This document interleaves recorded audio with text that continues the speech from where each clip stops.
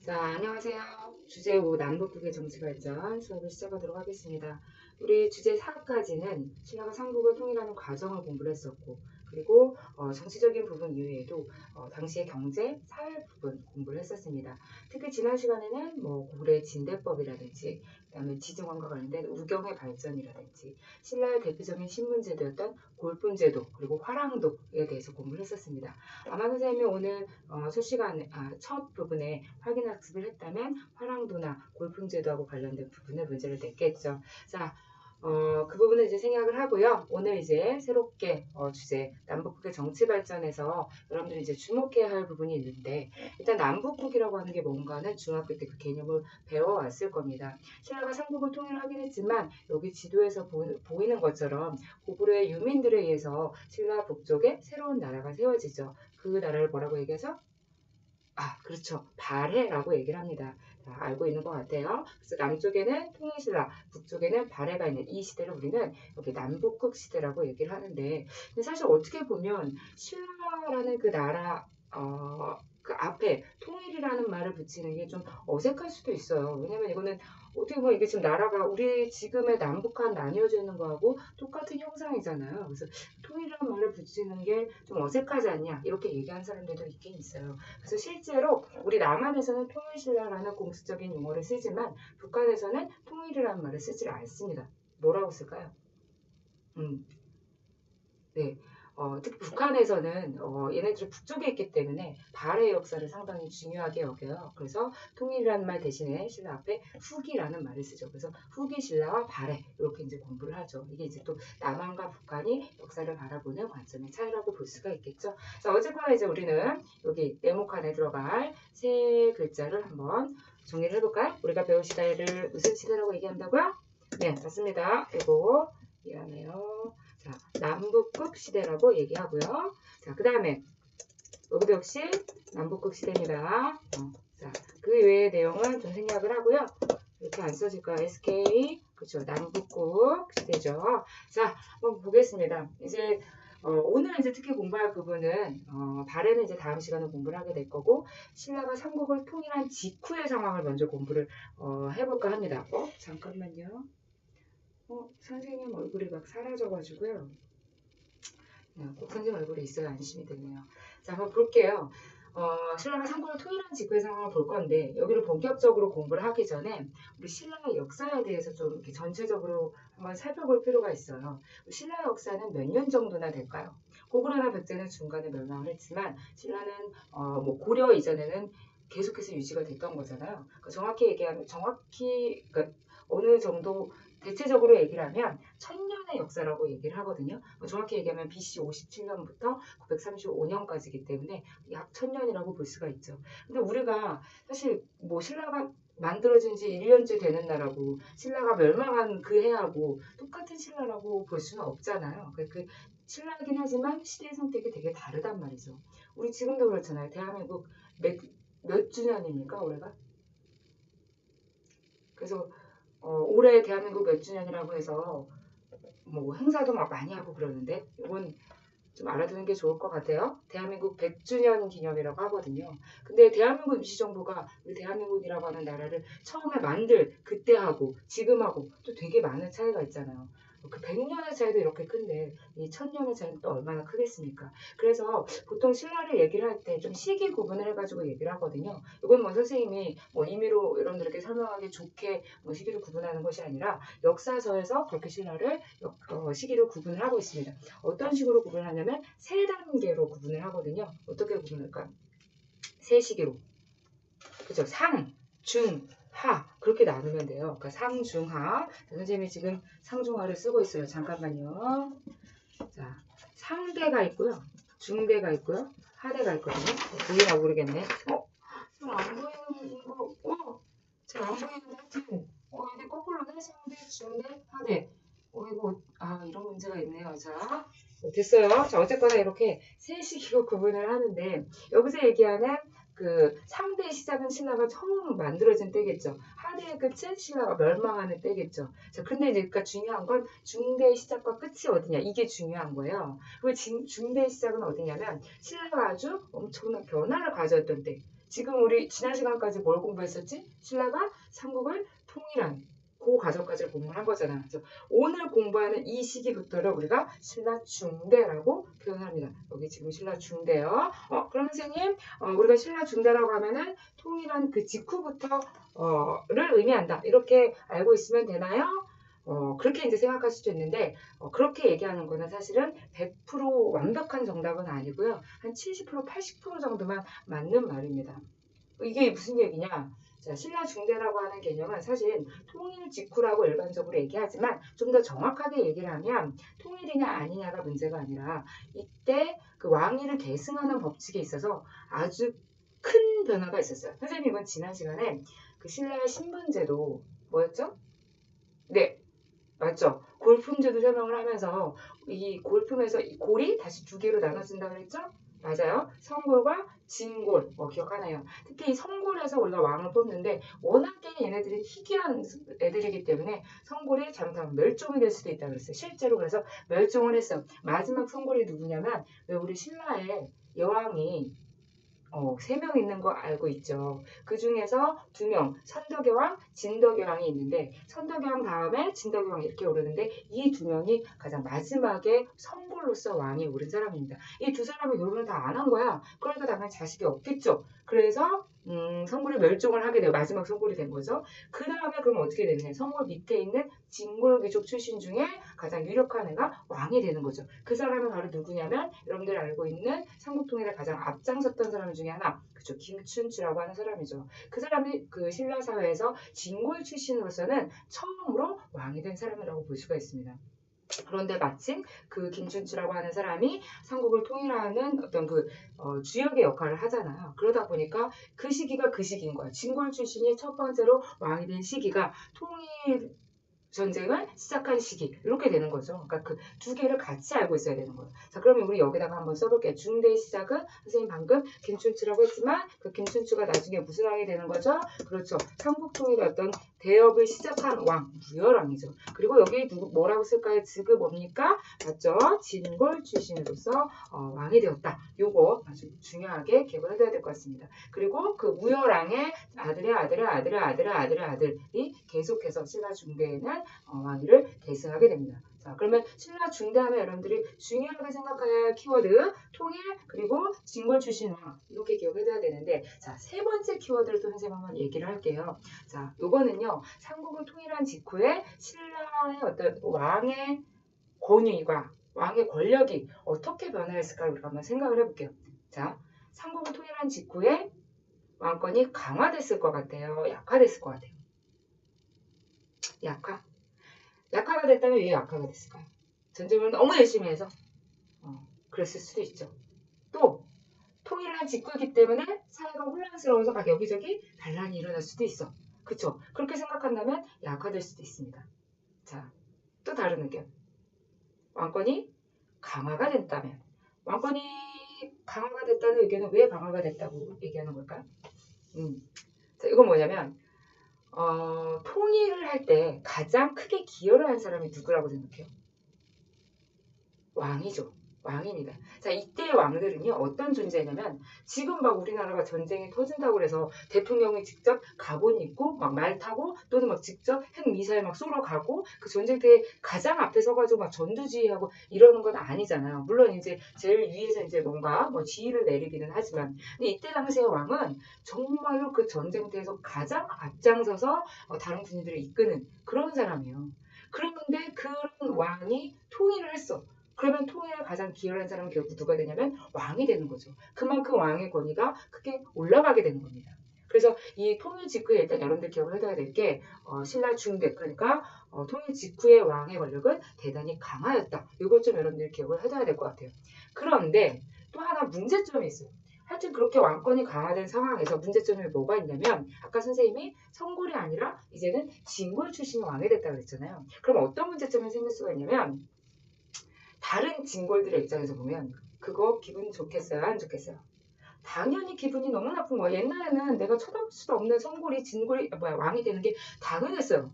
그 불만이 없었어. 근데 얘 이제는 한때 내 옆집에 살던 그냥 나랑 어렸을 때 그냥 같이 옆에서 그냥 친구로 살던 걔가 갑자기 뜬금없이 왕이 된 거야. 그러면 이런 생각 들겠지. 뭐야 쟤가 나보다 더 나은 게 뭐가 있는데? 쟤나 나나 똑같은 진골인데 왜 쟤만 왕이 되는 거야? 돼야 되는 거야? 나도 될 수 있을 텐데? 그럼 나도 한번 반란 일으켜볼까? 이런 생각하게 되는 거죠. 그래서 어떤 왕권을 위협하는 반란이 일어날 수가 있단 말이에요. 그래서 이때 당시 신라 중대가 시작되면서 여러 명의 왕들이 제일 먼저 하는 일은 뭐냐면 그런 진골 귀족들의 세력을 어떻게 하면 꺾을 수 있을까? 그런 정책들을 펴요. 그러다 보니까 아무래도 지금 왕권이 강화되어 있는 안 그래도 왕권이 강화되어 있는 상황에서 더더더더더더더 왕권을 강화시키려고 하는 노력하다 보니까 왕권이 어느 정도로 강해지냐면 선생님이 뭐라고 표현했죠? 전제 왕권이 강화되었다 이렇게 표현을 했어요. 왕권의 전제화가 이루어졌다 이렇게 얘기를 하는데 여기 전제라는 말이 무슨 말일까요? 전자 어디에서 쓰는 전자냐면 자 우리 신을 표현을 할 때 어떻게 표현하죠? 전지전능하신 신, 이렇게 표현하잖아요. 그러니까 왕권의 전제하라는 말은 왕이 예전에 그냥 삼국시대 그냥 왕권이 강화되었다 이런 일반적인 표현이 아니라 신과 같은 전지전능한 힘을 갖게 되었다. 이렇게 표현을 하게 되는 거예요. 신라 중대에는. 그만큼 왕권이 강화되었다는 거 여러분들이 캐치하기 바랍니다. 선생님이 그러니까 신라 중대 개념 3개 얘기했습니다. 아주 중요하기 때문에 여러 번 강조하는 거예요. 자, 첫 번째는 자, 통일을 하던 시기의 왕, 그 다음에 통일을 하던 시기부터 중대 시작, 그 다음에 진골 출신, 그 다음에 왕권의 전제화가 이루어진 시기, 그 시기를 우리는 신라, 무슨 대? 그쵸, 중대라고 표현한다는 거죠. 그러면 중대의 끝은 뭘까요? 선생님 왕권의 전제화를 되게 강조했잖아요. 왕권이 올라가는 때가 있으면 당연히 슈르륵 내려가는 때도 있는 거예요. 그래서 여기 나와 있는 해공왕이라고 하는 왕이 신라 중대 마지막 왕인데 이 해공왕이 왕에 오를 때 나이가 8살쯤 됐을 거예요. 그러니까 되게 어린 나이에 왕이 올랐기 때문에 왕권이 그 전부터 조금 안 그래도 불안했는데 이 해공왕 때부터 확 더 왕권이 불안해지게 된 거예요. 그래서 결국에는 해공왕 때 어떤 진골 귀족에 의해서 반란이 일어났고 그리고 이제 그 반란이 일어나게 되면서 해공왕도 죽고 해공왕의 왕비도 살해를 당하게 되면서 무열왕의 아들 후손이 아니라 다른 그 계열의 사람이 왕이 오르게 되면서 신라 중대가 끝나고 하대가 새롭게 시작이 되는 겁니다. 그러니까 하대의 중요한 특징은 뭐냐면 왕권이 아주 불안정하다라는 거. 그게 이제 중요한 특징이에요. 자, 그래서 오늘 이제 정리를 해야 될 부분이 요 신라 중대의 왕권의 전제화를 위해서 각 왕들이 어떠한 노력을 했는가. 요게 이제 포인트라고 볼 수가 있겠죠. 자, 무열왕 아까 얘기했어요. 김춘추라고. 그런데 우리가 통일이 한 번에 빡 된 거 아니라 그랬죠. 몇 단계를 거친다고요? 그렇죠. 3단계를 거칩니다. 자, 백제 멸망하고 고구려 멸망하고 당나라까지 몰아내야 통일이 완성이 되는 거예요. 그래서 통일 전쟁의 시작은 무열왕이 했지만 통일을 완성한 왕은 문무왕 때입니다. 그리고 이제 문무왕은 특별히 업적을 많이 얘기하지는 않지만 문무왕 하면 이 사람의 무덤이 저기 경주 앞바다에 그러니까 대왕암이라고 하는 바위가 있어요. 그 대왕암 거기에 이제 그 문무왕이 화상이 되어가지고 이렇게 뿌려진 그런 이야기가 있죠. 왜 무덤을 만들지 않았냐면 나는 왕이기 때문에 죽어서도 우리 신라 경주를 지키겠다. 그래서 여기 경주 앞바다에 뿌려달라. 그래서 지금도 거기서 여전히 경주 앞바다에 누워 계시면서 신라 땅을 지키고 계십니다. 그래서 문무왕 사실 오늘 중요한 왕은 여기 들어가야 하는 왕입니다. 중대에서 가장 강력한 왕이었다고 선생님이 가라고 써놨죠. 중학교 때 들어갔나요? 이 왕? 워낙에 중요한 왕이기 때문에요. 자, 영어로 하면 무슨 왕입니까? 네, 들어봤죠? 뉴스페이퍼 맞습니까? 자, 신문왕입니다. 신문왕이야말로 가장 중대에서 잊어버려서는 안 되는 왕인데요. 왕권의 전제화를 위해서 여러 가지 여기 나와 있는 게 다 신문왕 때 했던 일이고 다 왕권 전제화하고 관련 있는 이야기들입니다. 신문왕이 왕위에 올랐을 때 아까도 얘기했지만 진골 귀족들 사이에서는 좀 질투의 대상이 될 수가 있어요. 이때 당시에 왕이라고 하는 건. 그래서 신문왕이 나를 질투하는 아이들은 싹을 다 죽여버리겠다라고 하는 각오로 왕위에 올랐나 봐요. 그래서 아니나 다를까 이때 진골 귀족 출신 중에 이름은 약간 서민적인데 이 사람이 귀족이더라고요. 잠깐만요. 지금 버퍼링이 잠깐만요. 어떤 누군가가 진골귀족 누군가가 반란을 일으킵니다. 그 사람의 이름인데요. 놀랍게도 여기 들어가야 되는 그 사람은요. 신문왕의 장인어른입니다. 그러니까 그 신문왕의 부인이 이 반란을 일으킨 사람의 딸이라는 거죠.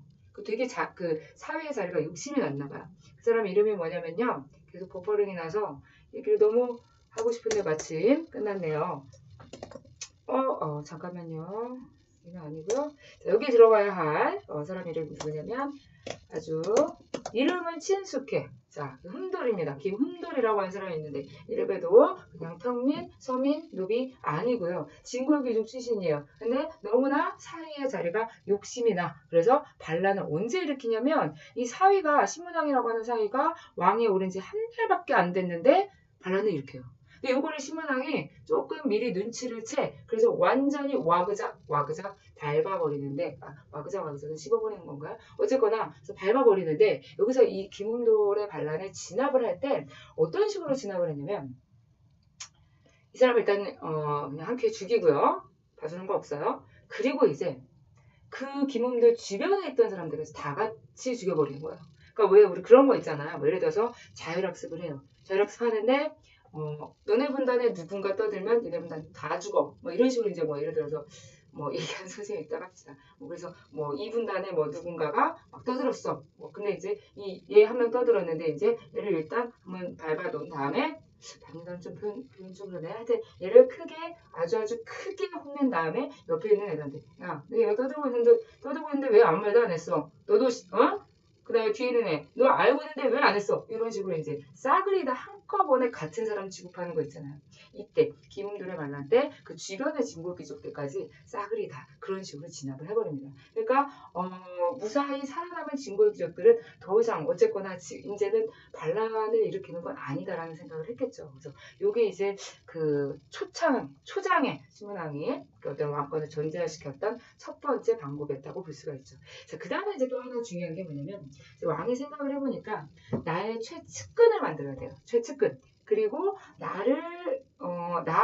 나하고는 그러니까 나를 견제할 수 있는 어떤 세력은 나의 측근을 이용해서 좀 잠재우는 거죠. 그래서 이때 이제 그 신문왕이 한 게 뭐냐면 왜 우리 좀 그 요즘에도 좀 재력 있는 집안, 좀 산다하는 집안 보면 왜 드라마 같은데 보면 꼭 부자들이 옆에 왜 김 집사, 이 집사 뭐 좀 해 이러면 이제 김 집사, 이 집사가 막 옆에서 막 정말 수족의 역할을 다 하는 그런 거 드라마에서 본 적 있잖아요. 왕도 이때 그런 역할을 하는 사람을 옆에 둡니다. 부서가 있어요. 왕 옆에 그런 여러 가지 왕의 최측근으로서의 역할을 하는 그 부서, 그런 부서를 우리가 집사부라고 얘기를 합니다. 그리고 이 집사부의 가장 우두머리 장관의 이름을 뭐라고 얘기하냐면 자, 왜 우리 보면은 그 집사들이 그 드라마에 나오는 집사들이 하는 일이 맨날 그 옆에서 막 시중 들고 그러는 거잖아. 이때 집사부 장관의 그 직함을 뭐라고 얘기하냐면 시중이라고 얘기합니다. 그렇게 외우면 쉬울 거예요. 또는 똑같은 말로 시중 또는 중시라고도 얘기합니다. 그래서 이 집사부 장관이라고 하는 자리는 왕을 보좌하는 역할을 하고 또 하나 왕의 입장에서는 이 집사부 장관인 시중의 자리를 누구한테 주는 게 좋냐면 진골귀족들한테 주는 건 안 좋아요. 왜냐하면 진골귀족은 견제해야 되는 세력이기 때문에. 그러면 누구를 여기 이 자리에 앉히게 될까요? 진골귀족보다 바로 밑에 있는 자리죠. 그렇죠? 그러면 선생님이 지난 시간에 골품제도에서 선고 다음에 진골이고 진골 다음에 누구라고 그랬죠? 일두품? 아니죠. 육두품이라고 했습니다. 그 육두품들이 주로 집사부 장관인 시중임을 역임을 합니다. 그래서 왕권이 존재하던 시절에는 왕이 자기 권력을 강화시키기 위해서 이 시중의 권한도 주로 강화시켜 나갔다. 그리고 상대적으로 진골귀족의 세력을 약화시켜 나가는데 여기에 들어가야 할 이름이 진골귀족들의 대표라고 볼 수가 있어요. 들어봤을 거야. 스드드 뭡니까? 잠깐만요. 자, 상대등 세력이죠.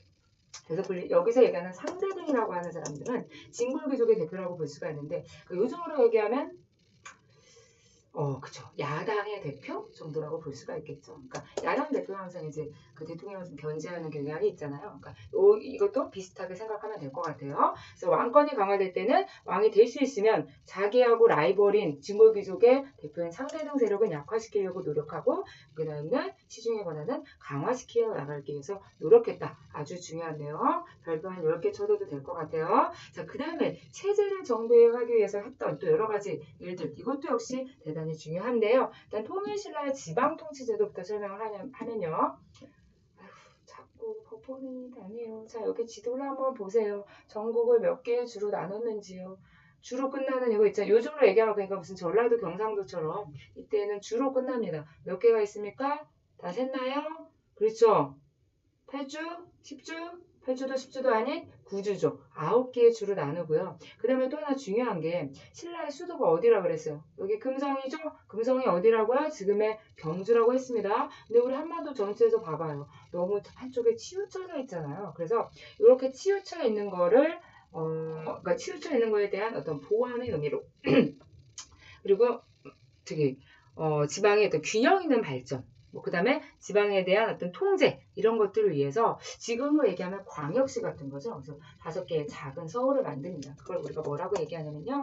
구주, 오, 소경 이렇게 얘기합니다. 소자가 무슨 소자일까요? 작은, 그쵸? 작은 서울경자예요. 작은 서울이라는 뜻이죠. 지금 구주, 오소경, 체제, 정비 이렇게 얘기하면 통일신라시대 지방통치조직이다. 그렇게 기억해두면 될 것 같습니다. 자, 그 다음에 아까 여기서 별표를 10개 쳤다면 여기는 11개 정도는 쳐야 될 것 같은 내용이 이렇게 또 나오네요. 이때 신문왕이 했던 일 중에 어떻게 하면 진골민족들의 세력을 누를 수 있을까 맨날 밤마다 이런 고민을 했나 봐요. 그래가지고 이때 신문왕이 폐지했던 제도가 하나 있고요. 그 다음에 요거를 폐지하는 대신 새롭게 지급했던 땅 이름이 하나 있어요. 중학교 때 중요하기 때문에 요거 이 개념을 정확하게 기억하고 있는 사람은 정말 공부를 열심히 한 사람이고 중요한 게 뭔지를 또 아는 사람인 것 같아. 이 와중에 이것도 계속 컴퓨터가 오류가 나네요. 자, 일단 제일 끝에 자는 땅을 뜻하는 한자입니다. 땅을 뜻하는 밭전자. 그렇죠. 전입니다. 전. 국가가 땅을 지급했나봐. 누구한테요? 관리들한테. 그래서 그거를 우리가 관료전이라고 얘기를 합니다. 그러니까 관료전을 지급하는 대신 노급을 폐지를 했대요. 누가요? 신라 중대의 가장 강력한 왕이었던 신문왕이요. 그러니까 이건 뭐냐면 관료전이라는 건 그냥 말 그대로 풀이하면 관리들한테 그러니까 월급식으로 주는 땅 같은 거야. 이렇게 얘기할 수도 있어요. 그런데 여러분들이 그러면 여기서 한 가지 뭔가 이상한 낌새를 채야 돼요. 선생님, 국가가 도대체 땅이 얼마나 많길래 그리고 관리들이 맨날 똑같은 사람들이 아니고 늘상 바뀌는데 새로 바뀔 때마다 모든 관리들한테 그러면 땅을 다 나눠줍니까? 국가가 그렇게 땅 부자입니까? 이런 의문을 제기할 수도 있겠죠. 자, 여기서 정말 이 관료전을 지급했다는 얘기를 여러분들 땅을 지급한 걸로 고지급대로 믿으면 절대로 안 됩니다. 이거는 어떤 걸 이런 식으로 표현을 한 거냐면 이때에는 우리 공무원들이 지금은 뭐 돈으로 그냥 주면 되지만 이때에는 주로 뭐를 주냐면 이제 곡식을 주죠. 근데 그 곡식을 어떤 방법으로 주냐면 이때 당시 땅을 가지고 있는 사람들은 국가에 뭐를 내죠? 곡식으로 세금을 냅니다. 조세를 걷어요. 국가가 땅을 갖고 있는 사람들한테. 그런데 그 국가가 조세를 거둘 수 있는 권리를 누구한테 넘겨주는 거야? 관료전이라는 거는. 그렇죠? 관리들한테 국가가 조세를 거둘 수 있는 권리를 넘겨주는 거예요. 그러니까 예를 들어서 어떤 농민 A라고 하는 사람이 B라고 하는 땅을 농사를 짓고 있었어요. 그 땅 주인이야. B라는 땅의 주인이에요. 그런데 국가가 어느 날부터 이렇게 얘기하는 거예요. 자, 이제부터 C라고 하는 관리한테 B라고 하는 땅을 관료전으로 지급하겠다. 이렇게 딱 명령을 내리면 A라고 하는 농민은 뭐가 달라진 거냐면 예전에 국가한테 곡식을 세금으로 내는 거를 그 대상만 달라진 거예요. 그냥 관리한테 내면 됩니다. 그 C라고 하는 관리한테 조세를 내기만 하면 되는 거예요. 그게 관료전입니다. 선생님 그러면 어쨌거나 이 관료전이라고 하는 거는 국가가 관리들한테 월급식으로 조세를 거둘 수 있는 권리를 넘겨주는 건데 이게 왜 왕권 전제하고 관련이 있나요? 이렇게 얘기할 수 있겠죠. 중요한 건 여기 뒤에 있는 단서입니다. 노급을 폐지했다 그랬잖아요. 이 노급이라는 건 뭐냐면 관리한테 조세를 거둘 수 있는 권리뿐만 아니라 그 땅에서 농사를 짓고 있는 사람들의 노동력이라든지 그다음에 그 농사를 짓고 있는 사람들을 함부로 대한다든가 이런 권리 막 여러 가지 막 그 잡다한 권리들을 한꺼번에 플러스로 더 주는 거니까 보너스로 뭔가가 더 붙어요. 노급이라고 하는 건. 근데 요거를 폐지하고 오직 그 땅에서 농사 짓는 사람들한테 조세를 거둘 수 있는 권리만 지급하는 게 관료전이라는 거죠. 당연히 귀족들은 뭘 좋아하겠어요? 그쵸, 노급을 좋아하겠죠. 근데 이건 안 돼. 이제부터 삑 관료전만 가져. 이거는 이제부터 왕권이 그만큼 강화되었고 더욱더 강화시키겠다라는 의지의 표현이죠. 아까 선생님이 조세를 거둘 수 있는 권리라고 표현을 했는데 그거를 조금 어려운 말로 뭐라고 얘기하냐면 밑에 여기 여기 지금 괄호가 나오네요. 여기 수조건이라고 되어 있는 거 있죠? 조세를 거둘 수 있는 권리라는 뜻입니다. 자, 이 수조건이라고 하는 단어는 통일신라 때 한 번 나오고 끝나는 게 아니고요. 다음에 고려시대, 조선시대에도 토지제도가 대단히 중요하게 여겨지거든요. 그때도 수조건이라는 개념이 계속해서 나옵니다. 그러니까 여기서 꼭 여기는 정확하게 기억을 했으면 좋겠습니다. 자, 그 다음에 이제 신문학의 업적 마지막 나왔네요. 자, 여러분도 혹시 기억하고 있나요? 유학교육기관 삼국시대에 만들었잖아요. 누가? 고구려의 어느 왕이요? 맞았습니다. 4세기의 소수림왕 때 무슨 학이요? 그쵸? 태학입니다. 태학을 설립했다. 그리고 태학을 설립했다는 얘기는 유교에서 강조하는 이념 중에 하나는 임금에 대한 충성을 강조하는 거기 때문에 왕권 강화하고 관련이 있다. 이런 얘기 했잖아요. 신문왕이 그거 안 할 리가 없죠. 자, 신문왕 때도 유학교육기관을 만들게 됩니다. 근데 유학교육기관의 이름이 좀 국가들마다 많이 달라요. 나중에 고려시대 나오면 또 달라지고 발해에도 또 부르는 이름이 다른데요. 통일신라 시대 정확하게 좀 기억해 두기 바랍니다. 신문왕 때 만들어진 유학교육기관은요. 두 글자입니다. 왜 여기에 써질까요? 자, 여기요. 국가, 뭐죠? 미안해요. 자, 국학을 설립했다. 유학교육기관의 이름입니다. 뭐하고 관련이 있다고요? 왕권 강화요. 어느 왕 때 했다고요? 통일신라 신문왕 때요. 자, 요거 꼭 기억해두기 바랍니다. 교과서 확인학습에서 32쪽과 40쪽을 참고하면 여기에 들어가야 할 단어가 조금 더 명확해지겠죠. 자, 여기 누구와 그 후손들이 왕위를 계승한 기간을 중대라고 표현한다고요? 자, 김춘추 뭐라고 한다고요? 무열왕이죠. 무열왕. 자, 여기다 무열왕이라고 쓰세요. 그러면 신라 중대 또 먹버린 약 126년이네요. 무열왕이라고 쓰세요. 자, 그 다음에 노급과 관료전의 공통점, 차이점은 자, 노급은 요거 다 준대. 그러나 뭐는 조세를 거둘 수 있는 권리만요. 관료전이요. 관료전 들어가야 되겠죠? 자, 기억해두기 바랍니다. 자, 나머지 부분 사료에 그 밑에요. 자꾸 버퍼링 나서 그만하라고 하는 건가 봐요. 끝난다. 프로그램 다 들어요. 끝낼게요. 안녕. 다음에 만나겠습니다. 그냥 끝낼게요.